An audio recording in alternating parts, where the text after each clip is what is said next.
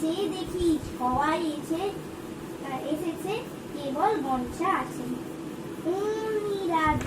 রামপদ, বিশু আর আমি ছুটে বেরোলাম বনশাকে খুঁজতে। সারা স্কুল খুঁজে শেষটায় টিফিন ঘরের পেছনে হতভাগাকে খুঁজে পাওয়া গেল। সে আমাদের দেখেই পালাবার চেষ্টা করছিল, কিন্তু আমরা তাকে চটপট গ্রেফতার করে নিয়ে টেনে চললাম। বনশা কাঁদতে লাগলো, না, আমি কখনো অ্যাক্টিং করবো না। তাহলে দাশুদা আমায় ফুটবল দেবে না। আমরা তবু তাকে হিজড়ে টেনে নিয়ে যাচ্ছি।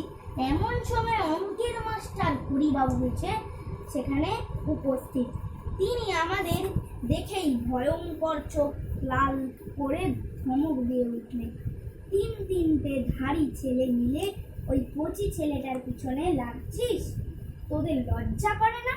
বলেই আমাকে আর বিশুকে একটি চড় মেরে আর রামপদর কান মুলে দিয়ে